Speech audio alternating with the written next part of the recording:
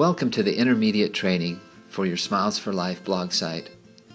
Let's talk about three things: mindset, tools, and strategy as they relate to blogging on your Smiles for Life blog site. First, let's talk about mindset. There's really only three things that we want you to remember when it comes to mindset. First of all, you can overcome your fears of blogging. You don't have to be a great writer to be a great blogger. And the more that you write and the more often you post, the better that you'll get. So overcome that fear of blogging and think of it as a fun experience and just get started. The second thing is to give up perfection. Don't wait until a blog post is quote-unquote perfect to post it. The most important thing is that you're honest and transparent and that you engage with your current patients and future patients in ways that feel honest and believable and come from your heart. So don't worry about perfect blog posts. They really don't exist. Just publish and you'll get better and better as you do it more and more. The third thing is make it fun. Don't look at blogging as a chore. For most bloggers, the more they do it, the more they enjoy it. And it becomes not a chore, but really something they look forward to. The second thing we want to talk about is a couple of tools. So let's go to your blog site and look at a couple of things. You know, in the basic training we taught you how to log into your blog site. So we're going to do that again and have you type in there at the end of the URL wp-admin and then hit return, and that will take you to your login interface where you'll put your username and your password and log into your WordPress blog. Once you're logged in and sitting on the dashboard, you'll see over there on the left-hand side there is, underneath Posts, there's a tab that says Edit. And if you click on Edit, that's going to bring up all of the different posts that have been posted to your blog site. In this case, there's only one post that has been posted to Dr. Great Dentist, and it's the post called Dr. Great Dentist and Smiles for Life Partner to Help Children. So if you wanted to make some edits to that, remember that we told you that you have all the capability of editing and adding to or deleting any material from any of these posts. So if we click on Dr. Great Dentist and Smiles for Life Partner to Help Children, it'll bring up the content for the post itself.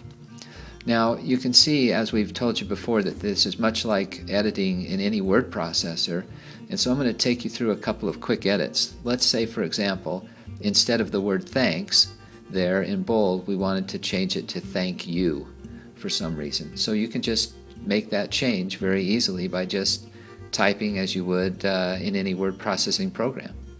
Then let's do one more. Let's go down a little bit and maybe we'll unbold something. Let's see, like we'll take the words to serve the, and we'll just unbold those by clicking on the bold button and unbold them. So it's just as easy as that to edit any content, to delete content, to add content. Very, very easy to do. Now, the second thing I'd like to show you is how to upload video to your blog. We're going to show you now how we embedded the video that's currently on the first post that's on your site. First, you need to determine where in the post you'd like that video to be embedded. So we're going to go after this sentence that ends over the 8-day period. We're going to put our cursor there and hit return a couple of times and create a space where this video will be embedded. Once you've created that space, you'll see up in the toolbar a YouTube icon. It's the furthest left icon in the second row there. If you click on YouTube, it brings up a dialog box that allows you to paste in a little piece of code that brings that video into your post. Now, where do you find that code? Well, you can get that code from any video that's on YouTube. Let me show you where you can find that. In this case, if you click through to the YouTube channel where the Dominican Republic video is embedded, you'll see that there's a URL there, and that's the URL for this particular piece of video. You highlight that and then copy that piece of code. Once you've copied that piece of code, go back to the dialog box on your blog site, and you can embed that code into the blue box and then click OK. Once you hit Update and go to visit the site, you'll be able to see the changes and edits that you've made to this particular blog post. So if you look at, we changed the word thanks to thank you. We also unbolded the words to serve the, and you'll also see that the video has been embedded inside of this particular post. The second thing that I'd like to show you on your blog post is how to find comments and respond to comments to your posts. There are two ways that you can be informed that you have a comment on one of your blog posts. The first way is that you will get an email that says a comment has been submitted. The second way is whenever you're in the dashboard and looking at your WordPress blog, you'll see over on the left-hand side there's a comments tab or a comments link, and there you see the number 1, which means you have one comment. Also, when you're on the dashboard, you'll see that there's a box there that shows recent comments and indicates that there's one there. I have submitted a comment to Holland Dental and Smiles for Life as a test comment in this case. If the comment is something that you would like to approve, then just simply hit the approve button and the comment will be posted. Also, you could hit the reply button and reply to the person that made the comment. Let's do that real quickly. In this case, we'll just thank Jack for his comment. So just key that in below where it says reply to comment, and then all you'd have to do is hit submit reply, and that'll show up on your post. Also, at any time you can unapprove a comment that you've already approved, and it will remove it from the site. And of course, regardless of the number of precautions that we've taken, occasionally spam comes through as a comment. So you can simply mark that as spam.